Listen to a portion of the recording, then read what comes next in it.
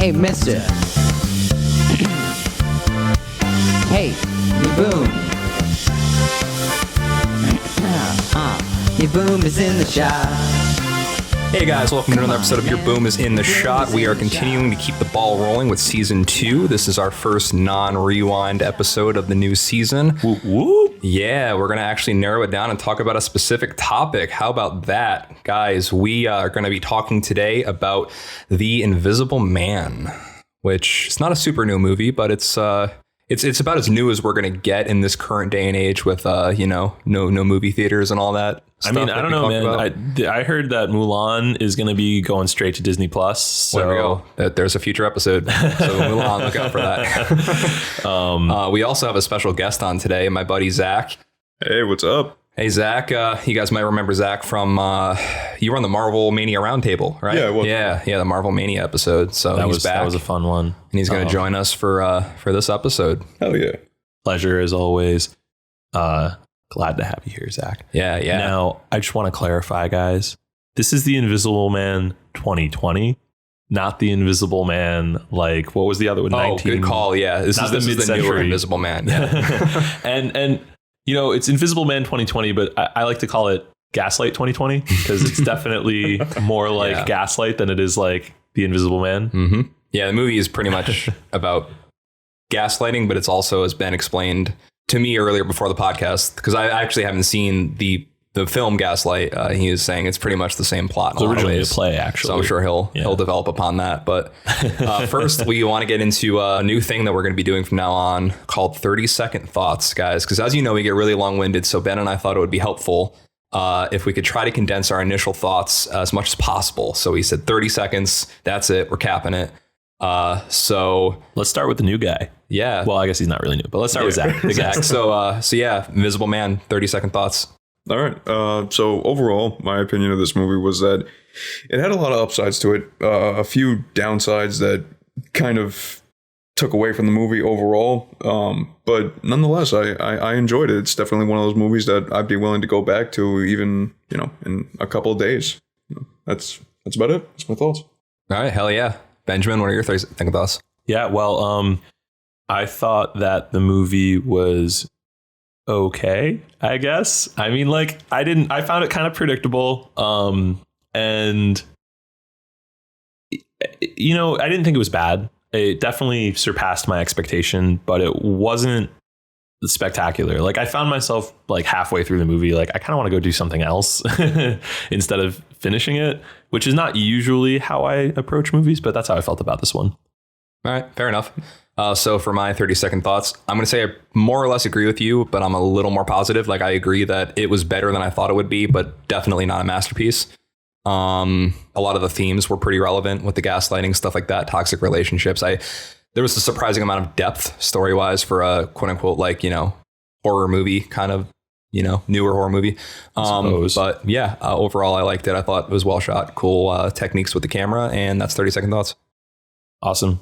Yeah, I mean, like, I don't want to just jump into a tirade about that movie, but, like, I guess that's what the podcast is for. Yeah, right? well, I mean, we can go, I do have, like, the film elements broken down in our little doc. That's right. Yeah, what do we want to start with? I was thinking start with story and plot. So since you kind of already have a lot you want to talk about with that, then by all means, lead us off. So story and plot wise, I thought that this movie was really predictable. Now, I don't know if y'all felt that way about it. Yeah, I did for the most part. Yeah. Yeah. Like when there's a big twist that comes, spoiler for those of you who haven't seen it, there's like a big twist that comes up pretty close to the end of the film. And it's sort of like it was pretty predictable. Are we going to do spoilers, TJ? Oh yeah. Spoilers. Spoiler alert, everybody.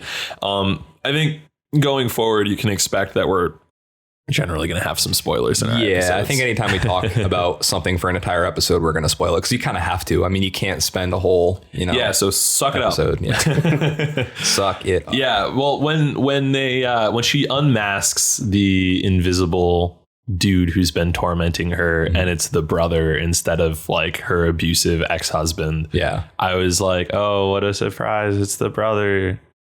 Now, what I think they did pretty cleverly is my first thought was, well, I was expecting it was him from the very beginning and that he was after that money, the fortune.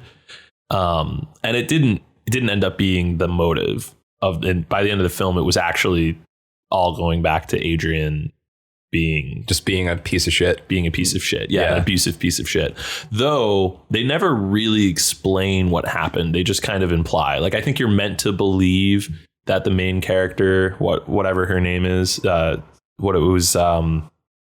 Elisabeth Moss character. Yeah, Elisabeth Moss's character was it Cecilia? Cecilia. Yeah, Cecilia. I was like thinking it's like a C something, but I keep coming up with Siri. They're like, calling her like not CC Siri and stuff. Yeah. So Cecilia, I think you're meant to believe that like her perspective is the one that you're meant to follow the whole film. And I think they do a good job of making it seem like maybe she is crazy and they're just trying to show things from her perspective, like an unreliable narrator. But I never really bought that when I was watching the film. And maybe that's sort of the point. But anyway, after the big twist, they go back and she has her confrontation with Adrian, who's actually still alive. Yeah. And I thought that was a cool scene. I like that scene. It was I like how she got him with his own She technique, got him with his own thing. Yeah. I mean, it was sort of like putting a little ribbon on the whole film, right? Like he's been tormenting her this whole time, presumably. And the cops just kind of like, oh, well, that's fine. Yeah, that was, I thought, a little strange. I think that he's like, she earned it. She earned her murder badge. Yeah, I guess. I mean, from his character up to that point in the film, I would have bought it more if he was like, I have to take you in now. Yeah. Because like, innocent until proven guilty. And like Adrian, as far as anybody could tell, was completely innocent of all wrongdoing other than being an abusive, shitty husband. Like, that's true. They never, it's never outright proven other than the brother. Yeah, the brother takes the fall. And then you're left kind of to wonder about whether it's Adrian himself who did all of it as a mastermind, or whether like he was just a victim of his brother's like machinations to get his fortune or whatever it's supposed to be. I do think that it seemed like to me like they were working together though. Like I think they were supposed to be. I think that like the implications that they leave you with state that like at the beginning of the film, when she first meets Tom, the brother, he says that like, oh, I've been afraid of him my whole life too. And he does what he's doing to you to me as well. And I think that we're supposed to believe that that's what was happening in this situation, that in actuality, I think Adrian was in the suit at least some of the times. Like, I don't think it was always the brother. Yeah. And that's what, Cecilia believed, that it was only the brother that last time. Yeah. Which I think kind of makes sense. I mean, you hear Adrian's voice when he speaks in the suit when she's escaping from the insane asylum, and it's not the voice of the brother. So, oh, right. Yeah, that's true. Mm-hmm. So like, I think that's sort of been a few weeks since I watched it. So, oh yeah, you guys are jogging my memory. You guys are both a lot more recent viewing it. Yeah. And is it just me? Because my whole thing with the brother in this movie is that it was a little too convoluted. I think it would have been a lot better if the brother just wasn't even a character in the movie.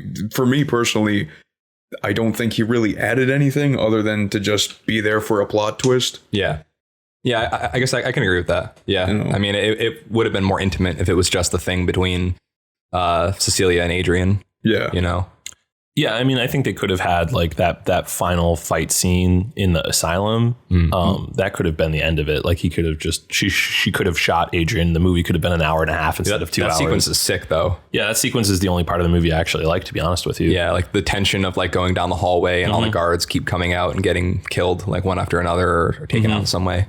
And honestly, I think for me, a perfect ending for the movie would have been the moment when she finds out she's pregnant. Like maybe have the scene where she kills Adrian before, like she gets brought in and brought to the mental institution, and then she finds out that she's pregnant, and the movie just ends there. Yeah, that would have been like sequel bait. Yeah, I don't know if this movie... that would have really pissed me off. Really that would have pissed me off too. Really? Like, come on. I'm with you there, TJ. Yeah. Because like, I don't think this movie was good enough to earn a sequel, to be honest with you. I mean, most horror movies either aren't or they're just not made to. They're not right. They're not supposed to. Yeah. But it didn't really feel like a horror movie so much as it was like a suspense thriller. Yeah, it's like a thriller, like psychological thriller. Yeah, to be honest with you, this movie felt almost like it could have had a home in the superhero like genre. Like it almost, because like with the element of science fiction that they used and the way that Adrian's character acted in the suit, once you got towards that end part of the movie where there was all the violence and action, like that looked like it was belonging to like one of the sort of shameless superhero action scenes. And he does the badass thing where he like drops the gun and walks away, and like He was very like Black Widow and Iron Man 2. Like, exactly. Go, exactly. reckon. And I thought that was kind of annoying. And it was everything after that I thought was interesting. When she gets out of the asylum and it's raining out and it's like the cat and mouse game, I thought that was a lot more interesting than any of the other parts of the film. And I kept thinking to myself the whole time that sequence was going on, is this going to be proof that she's not crazy? Because there are cameras all over those hallways. And like they just kind of gloss past that. Yeah, they just kind of like ignored that. And like then Adrian kills every single guard that basically tries to get in the way. So I guess you're meant to believe like, oh, well, since he's killing all the witnesses, then people are still going to think she's crazy and that she's the one who did it. Yeah. But there are like cameras. Yeah. Just look at the cameras. Like, like, how are the people like all taking themselves out and like shooting themselves in the head with floating guns? Yeah, I know. Well, like, because there's a scene where she's looking down the long hallway when the guards are like coming down. And she's like, no, don't. Yeah, right. If you look up at the ceiling, there's one of those little black security cameras. Yeah. Like, you see them all over the place. And I was just like, oh, so this is all on camera. And then this is going to prove that she's not crazy. So what is he doing? Is he going to go out and he's just going to like go on a murder spree and then kill himself? I mean, something? maybe he, I don't know, was able to hack the camera feeds or something because he's a, camera expert. I think that what we're meant to believe is that that's when he sets up his brother as the fall guy and then sends his brother over to the police officer's house to kill the teenager. And when he gets killed and then unmasked as, oh, it's Tom, it's not actually Adrian. I think we're meant to believe that was his like way out of getting the blame. Yeah, because then he locks himself up and, like he was a hostage and they're like, oh, wow, he must have been here all along. Yeah, exactly. Yeah. And that was honestly one of the downfalls for the movie for me, was the fact that Adrian was actually alive and the fact that there was even like a suit in general. I think for me, the movie would have been a lot more interesting if it was just inconclusive whether or not it was all in her head throughout the whole movie. Because personally, I was invested from the very start. And then when we find out, oh no, it's real, Adrian's alive, I just clocked out. Yeah, that first half of the movie, and this is what I was getting at in the 30-second thoughts, I found really interesting, like you were saying, the way that it kind of plays with a possible unreliable narrator. It plays with the camera moving to one side of the room when there's nobody there, and it's like, what if there is somebody there? Or is it in her head? That was very interesting, and I did really like that. And honestly, probably the first like act of the movie is my favorite for that reason. But like, I can see the movie being what you're saying, Zach, and I think that would be a really cool movie. It would just be a very different movie from this. It would have been a psychological thriller about like, is this lady actually crazy? Is she that would have been like an M. Night Shyamalan movie or something, Yeah, like the twist is that it was all in her head from the beginning. Yeah. I think that there was definitely there were a few moments where I felt like that could have really worked for the film. And when it wasn't that, and it was like sort of what felt to me more like the cheap and easy conclusion that like, oh, he's actually real and he's actually tormenting her. I was like, oh, all right. Yeah, this is just like a predictable psychological thriller. Yeah. Or suspense thriller. I don't know. The movie didn't really work for me. Like I was kind of hoping I would like it. Especially since I feel like I've seen a lot of really good content in the last few months, but this one didn't do it for me. Yeah. Yeah, I mean, it did it for me, but it didn't like. Yeah, but TJ, everything does it for you. Hey, man, no, listen, but it didn't like do it. You're for an me. Easy like, date. I'm not like I am definitely easier than you, but it didn't. Like I said earlier, it didn't blow me away. I didn't think it was amazing. I think I went into it with such low expectations that like the fact that it even was serviceable, was good enough for you. Yeah. I mean, I didn't really know anything about this movie. Like I remember hearing a little bit about it when it came out, but right now I work at a tech store during this like COVID thing, and all my coworkers. This suit is dumb. What's up? And you're like, this suit is dumb. Oh, well, yeah, that was definitely part of it. But I mean, really more than anything is that because I'm at a tech store, I'm always like in tune for the latest like media stuff. Mm-hmm. And a lot of my coworkers are big film buffs and video game fans and stuff like that. And when good content comes out, if I don't know about it, like they tell me, you know what I mean? Mm-hmm. Like, for instance, Ford v Ferrari, which is like such a cool movie. I would have never been on my radar. And then like I had like 8 coworkers were like, you have to watch it. And I did. And I ended up really liking it. So that didn't happen with this movie. And I feel like the chances that I missed it and so did every single one of my movie fans, like friends, also missed it, is probably a sign that maybe it's not super great to begin with. Yeah, it seems like you have a reliable system for that. Yeah, I'm pretty fortunate in that regard. It's the one saving grace for working in a literal corporate shithole. Yeah. Well, anyway, so that's how we all feel about the story and the plot overall. How did you guys feel about the acting? Because I thought at least Elisabeth Moss was phenomenal. She's great in everything, though. Always phenomenal. Yeah. Like, all right, I think that Elisabeth Moss was wasted on this film. And because she was typecast? Yeah, well, that's what I was kind of alluding at that earlier, but she was. Like, this is a movie that they made her the lead of because of A Handmaid's Tale. Like, there's no for sure convincing me that there was any other logic behind that. And I think that she could have been in such a better film and utilized her acting potential to a higher degree. And this film for me just wasn't it. Like, she was probably the right choice in a lot of ways, but the movie wasn't good enough for her.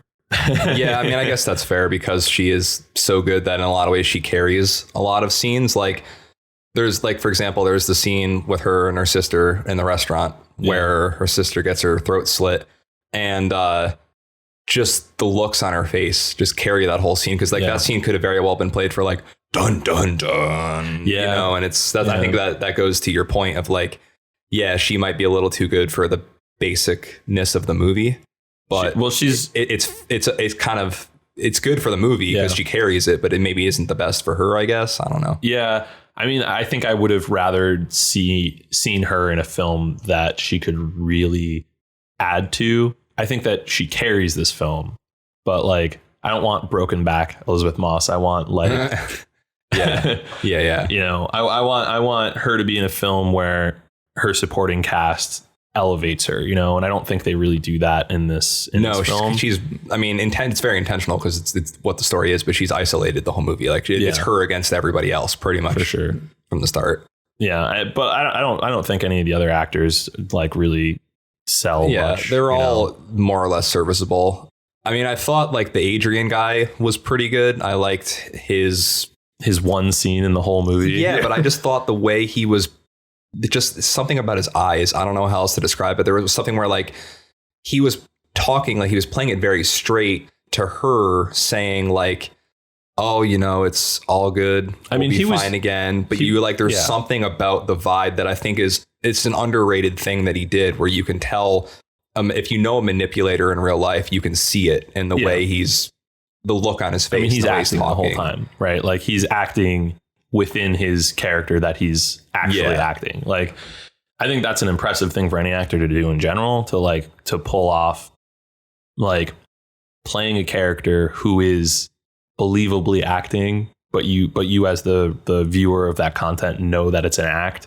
Yeah. I think that was kind of an impressive thing, but it's such a small portion of the film, you know? Yeah. I just think that, you know, if he got one portion of the film and he knocked it out of the park, then he deserves I guess kudos for that. I mean, he gets some audio lines in other parts of the film that don't land well for me. He scared the shit out of me in that opening scene, though. That was the one scene in the movie that made me jump, when he punches the window out. Oh, yeah. Oh, I will say. I mean, that's not really his acting. That's more of the film's technique with the cutting, but still. I will say that's like I think that's where the film shines the most, actually. And anything I've said up to this point, like I totally forgot about that opening sequence. That they do really, really well, I think, because the first like 10 minutes of the film, I was like, whoa, what is happening? Yeah. But then from that point on, it just goes downhill, I think. Well, that's why I said the first act is my favorite. So I I guess would that's have to fair. agree with you overall. Yeah. When he punches the window out, I was like, oh, fuck. Well, because I guess in the first part, you don't really know what's happening. You know, she's running away. You know, she's obviously terrified of this man, but you don't know why. And then when the dog barks, you're like, oh, shit. Yeah. And then when he fucking runs up and then immediately punches through the window, it's like, oh, he's crazy. Yep. And he's apparently really strong because he can just punch a window out. Yeah. Oh my God. I've never tried to punch a window out, but I imagine it won't work. I've seen people hit windows with hammers and the hammers bounce off. Yeah. So like, you know, and I'm not talking about the Cybertruck. That was a brick though, wasn't it? I don't remember. Yeah. It was like a sledgehammer. Still, I thought it was a sledgehammer, but maybe it was. That was particularly hilarious because he was literally demonstrating that the window is how strong the window is, and then it broke. But I mean, I've like watched videos of people hitting like windows with like crowbars or hammers. And then like I don't remember what there must have been a show on Discovery Channel years ago, and this is just like floating in the recesses of my mind. So I have this image of it. Mm-hmm. But I have this image of a guy like trying to smash a window and then like hurting himself because it like bounces off of the window. And before the window broke, the door broke and the window, like the glass pane slid inside the door instead of actually breaking. Yeah, wasn't he trying to break it down with like a crowbar or something? I don't remember what this piece of content was. I don't remember if it was like a comedy skit on Comedy Central or if it was like a Tosh.0 video or if it was like Mythbusters or something. But there was something that I was watching when I was like 14 on cable television that I remember seeing this image. But yeah, now it's just in my brain somewhere. But that's what I think of when he punches that window through. Yeah. What do you think, Zach? You have anything to say about the acting at all? Or? Yeah, I mean, overall, the acting I thought was pretty good. I agree. Elisabeth Moss carried the movie. Without her, I wouldn't have been nearly as invested as I was. I don't know. Usually, even like what other people might consider bad acting usually can still get me invested in the movie if it's not horrible. But yeah, that was it. I thought the acting overall was really good. All right, fair enough. I think another thing that carries the movie to a large degree is the cinematography and special effects, which are next. Oh, definitely. Like, for example, like one of my favorite shots in the whole movie, and this isn't cinematography, this is more special effects, but is when she is outside on the deck and you see his breath. Yes. That was awesome. That scene. It's a very simple effect, but it worked really well. That's funny. I remember when I was watching that scene and she was breathing, and I was like, "This is going to be really nitpicky." This is one of your predictable moments. Right? Yeah. And on top of that, it looked really, like, to me, it looked really CG. Yeah, and I was just like, oh, they're doing this for a reason, because it's obviously CG, so they're obviously going to have like you could see his breath. Yeah. And there was a lot of those like invisible person tropes throughout the film. It was very like, I don't know if you guys ever saw Hollow Man with Kevin Bacon. I don't think so. It was a movie, I think it was from like the early 2000s, maybe the late 90s, something like that. But it was a movie I loved when I was a kid, and it was pretty much like this guy who, goes invisible. It's through different techniques, but they play with a lot of similar stuff where like, like in that movie, like you could see his breath, or they would like turn on the sprinklers in the lab and you would see the outline of the water. So it reminded me of that in a lot of ways. Yeah, well, and you did get the like outline of the water. Like that was definitely a scene that happened. The rainy scene. The rainy scene. I mean, I don't know, like all of those things are just kind of like I knew it going into it. There's a movie about an invisible person. There's going to be a scene where she throws paint on him. Like that's every invisible thing and ever. Because then he's like, oh no. You can see me. Yeah, it's really funny because no invisible villain ever predicts that. They never see it coming. Like, cool, you're invisible, but you still exist. Yeah, and you should know. Like, you should be prepared for that. Yeah. But as far as cinematography goes, I wasn't super impressed. I mean, it was cool. There was definitely some interesting ideas. It was really slowly paced. They did a lot of like long tracking shots, but it didn't sell it for me. And I think probably the reason why is because I'm currently in the middle of my second watch through of The Outsider on HBO. Oh, really? You're rewatching it? Oh, yeah. I love that show. Is it still good on the second watch? Oh, yeah. It's still good on the second watch. I'm watching it actually with my roommate who hasn't seen it. And it's good if only because when really crazy stuff happens, I can look over and see him and his girlfriend with their jaws dropped. Yeah. Like that in and of itself is absolutely like the priceless. end of the second episode. Oh my God. Yeah. When they bonkers. blast Terry Maitland in the face. Yeah. I'm like, oh my goodness. All of that being said, The Outsider cinematography is a very similar style, but like ramped up 3 or 4 notches. Lots of slow panning and tracking shots, lots of really, really, really intensely long focus pulls. And I think it's just so much better for suspense building than anything that was done in this film. And like you mentioned, those shots where the camera pans to the empty background of the room and you're meant to like know that there's a presence there. Yeah. That's a thing that happens in like every episode of The Outsider, because you're basically, have you seen it? Yeah. So like you're always meant to know that he's there watching them this whole time. And sometimes you don't actually see him, and sometimes you see his like silhouette in the background, or sometimes you see like a slow pull to like his feet or his face or something. But it's the same idea, the same concept, but in my opinion, just done so much better than what we see in this film. So for me, I'm like watching these scenes and I'm like, yeah, that's cool, but it's not as good as it could have been, you know, like I've seen it done better. Well, what would you have done differently? I would have not made this movie. Hot take, guys. What do you think, Zach? I enjoyed it. I thought it was really well done. The scenes, 2 specific scenes. The one before she goes outside and you see his breath. Mm-hmm. There's no dialogue. Based on what I could hear, there wasn't like any music in the background or anything. It was just complete silence. And I love those kinds of scenes. There's no words, no music, no need for jump scares. And the other one was in the bedroom where he pulls the blankets off and all that. Yeah. Again, that was cool. Same thing. I love those scenes. And they terrify me. Yeah. Because I'm just sitting there on the edge of my seat like, what's going to happen? Well, that's what you were saying, Ben. Like, you thought that was the stuff the film did well, when it would do like those suspenseful things, or do like a scare. Yeah, I think so. When she throws the blanket, that's one of those moments for sure. Yeah. Oh, yeah, absolutely. Yeah. I will say I was wondering the whole time when she throws that blanket, like the seat looked like it had a depression in it. And I think we were meant to think that he was like sitting in it. And that's what she thought. And then she throws the blanket over and there's nothing there. And at the time I was wondering, was like, is the seat just like that? Because if the seat was just like that, then I feel like she would be smart enough to not throw the blanket on it. Yeah. Because like if the seat looked that way because somebody was sitting in it, then that would mean he'd have to do some pretty crazy, like impossible movements to get out of the chair in the time that she throws the blanket. Maybe him and his brother are both there. And they're both in their separate invisible suits. Yeah. That's funny. Like they're playing like a Scream. There's multiple killers, so none of them can be pinned. Yeah, that's funny. Know? That's really funny.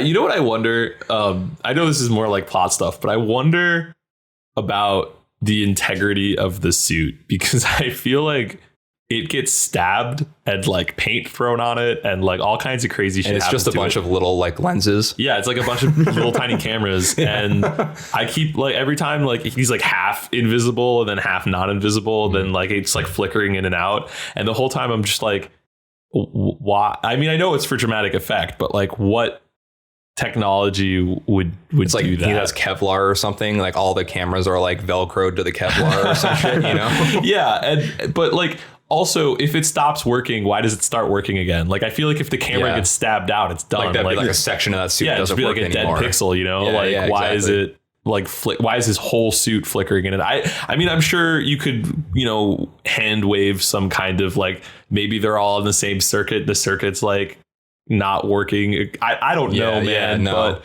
like it's not just each individual camera is covering that part. It's like they're all just as a collective. I guess that's what it has to be. If too many of them go out, then it would stop working. But like if there's enough to keep it going. But why does it like work and then not work? I think the answer is we're not supposed to be thinking about it. Yeah, we're not. We're absolutely not. I'm sorry. I'm being super annoying just talking about it.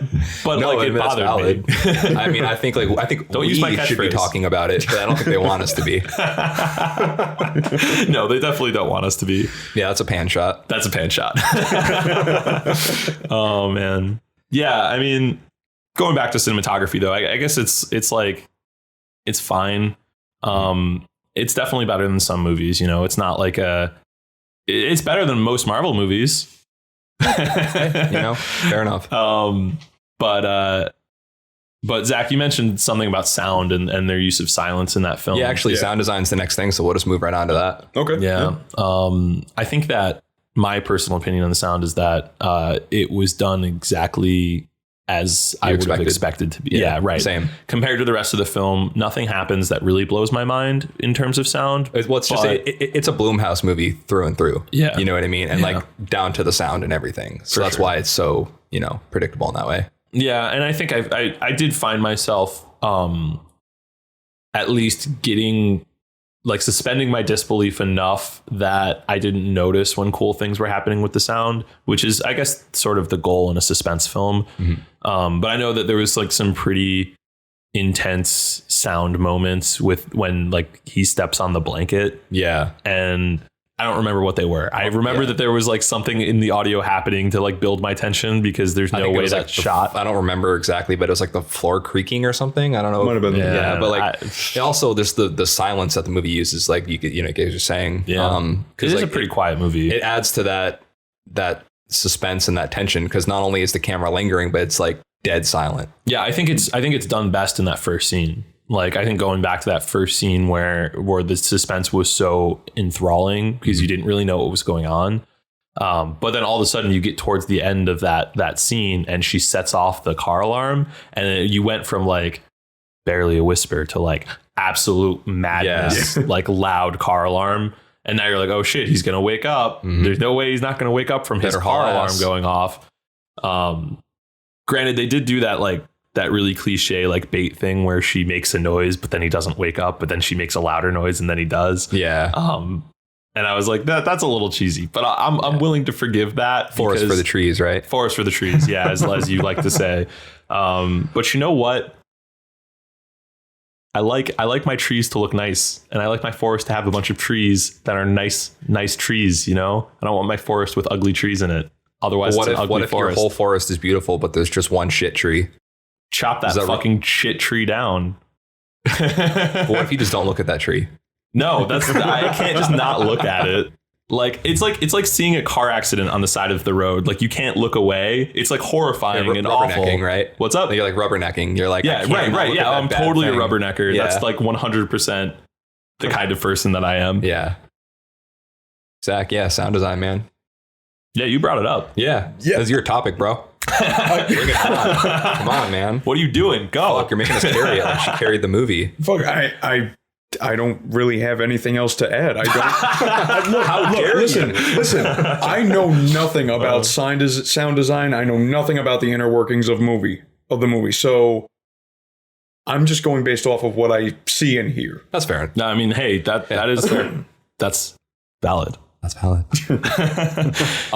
Do we have anything to say about art direction at all? I mean, I think it was just a pretty basic movie other than I think the only things that were quote unquote spectacular were his lab. And that house was cool. Yeah, the house was really modern and cool. It's like a rich guy house. Yeah. It's like an Elon Musk house. Yeah. Well, or was before he sold all the shit. I will say I thought it was cooler before I got to see the outside of it. Mm-hmm. And maybe that's just I'm kind of a weird architecture nerd. And I think that building was sort of this mid to late 2000s style of super modernist, geometric architecture that I think is kind of soulless. It just looked like something out of The Sims. I mean, I really like that modern rich guy architecture. I like the concrete, the concrete rectangular building with glass walls, all glass. I don't dislike that.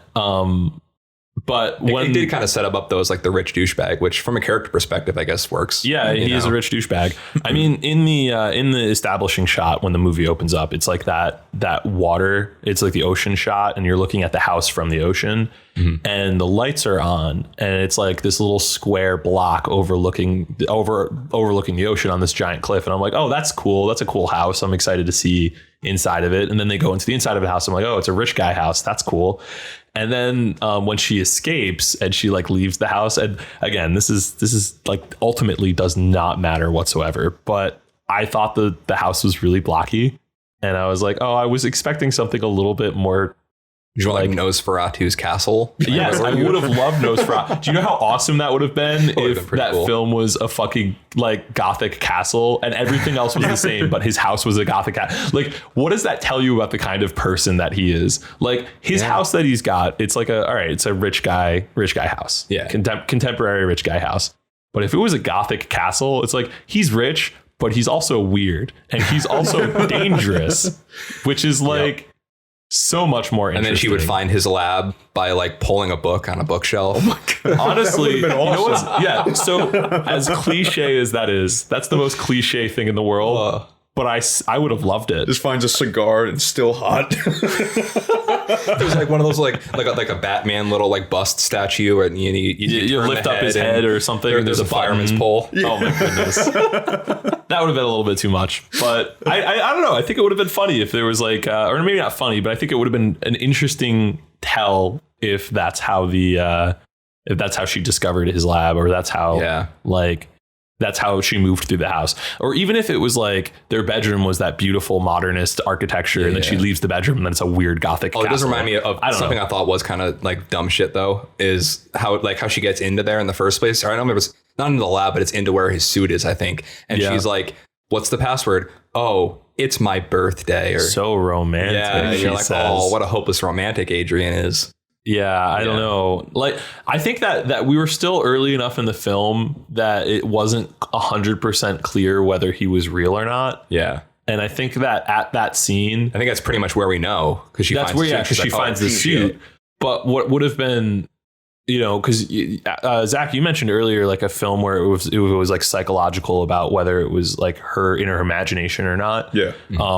That would have been a really great scene for us to discover, or to start getting hints that Adrian is actually a super nice guy and that she's just fucking crazy. But I will say I would have hated that movie if that was like the message of the film, that this woman would have been the Shyamalan movie. The twist would have been that she was crazy the whole time. Yeah, that would have made me really angry, because I think that like there's a wider message that's kind of problematic there about like the woman's crazy, the guy was just trying to help her the whole time. But like, this movie definitely takes that opposite. The movie is like, don't gaslight people, right? Which is a much better message, but ultimately kind of drab and predictable in my opinion. And the art design, like there isn't really any save for his house and his suit, and everything else is basically just like filmed on location, regular city buildings, and there's no real like. I mean, it's not like a Marvel movie where you have to do world building. You know, like it's a movie that, other than his lab and suit, pretty much it's set in the real world. Yeah, you know? For sure. And that's honestly the one thing that also did take me out of the movie at some points, was when they shoot the scenes in his house, because everything looks normal every day, you know. But as soon as we go back to that building, I'm like, okay, I'm watching a movie. Yeah, I mean, I don't know. I think about movies like Us, and that movie takes place in what is essentially like regular modern day. Also a movie with Elisabeth Moss. Yeah, I know. Yeah. Also a movie that she kicks ass in. For sure. And that's, it's one of my favorite films. Yeah. I think that's a film where there is art direction, and like, it's not like the scene with the mirrors or the fucking deer. Like, there are items in that film separate from the actors that carry meaning. And I don't think there's any of that in this film. Like, yeah, they're just, the environments are there. Yeah. They're aesthetically they're irrelevant, pleasing and well lit, but other than that, ultimately irrelevant. Yeah. Yeah. Failure of the film. Well, anything else for the goodie bag, guys? No. I mean, I just so I'm clear what you were getting at, were you looking for like more like subtle symbolism throughout the movie, or?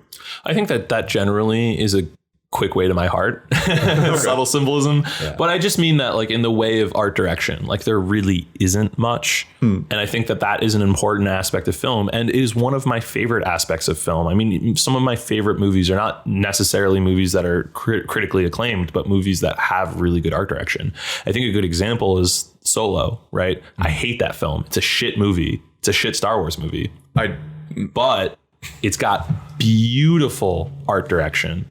I take it you're a Solo fan? Yeah. Oh wow. That's a story. That's a conversation for another day. We're having you on for every Star Wars episode from now on. Yeah, that's smart, because I TJ and I agree on most things Star Wars. Well, what's fun is that Zack is he's probably the biggest Star Wars fan I know up there with us. Oh, wow. So it will That's be fun. Cool. I know a lot of big Star Wars fans. I don't see very many of them anymore. I hope you're not just apologizing for Solo and you have some actual reasons why you love it. No, I love that movie. Oh, gosh. Whoa, Nelly. I mean, I love aspects of that movie. Yeah. Which is why I brought it up. I mean, I think that there's the wider film as a Crimson whole. Dawn, Darth Maul. Crimson Dawn. Every sick. Darth Maul is pretty much valid in my eyes. Though my favorite is Scrap Spider Mechanical Darth Maul. Yeah, it's like freaking out. Yeah, the insane Darth Maul.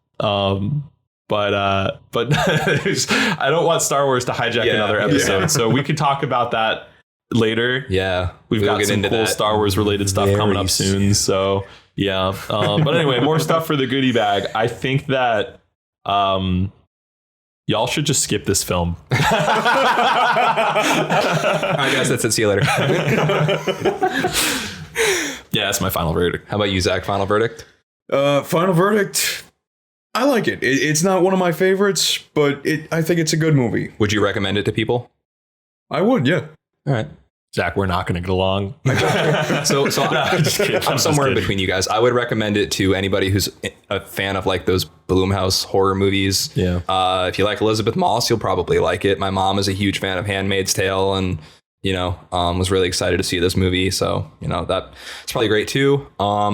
Movie is better than I think it seems like it would be, but it's still not like, it's not incredible. So go see it if you're into the kind of thing that it is. If it's not, you can skip it. I just want to point out, though, I don't care what you guys should go watch it. I think fundamentally, as much as I say skip this film, I am of the opinion that you should all go out and make your own decisions. And I don't want to be here telling you what to do because I wouldn't want any of you telling me what to do. And I think that, TJ, you probably can get behind that idea. Yeah.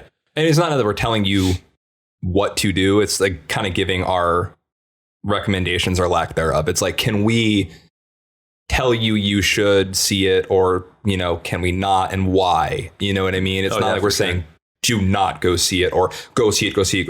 How dare you not see it? But we're saying presumably you've probably already seen it if you're listening to this podcast. Oh wow, that's true. Okay, well then you know what? We don't recommend you tell your friends to go see it. I don't know. Whatever. Oh man, you're right. That's probably something that should be part of 30-second thought. 30 seconds. All right, guys. You know great. what? We're testing it out, and you're seeing it on the fly. All right. With that said, guys, this was The Invisible Man. You can hit us up with any of your thoughts at yourboomisintheshot@gmail.com. You can also find us on Instagram at yourboomisintheshot. And this was a good time. We'll see you guys next week. Send us hate mail. Send us hate mail. we want your hate. we eat your suffering. All right, deuces, everybody. Come on, mister. You boom. Come on, man. You boom.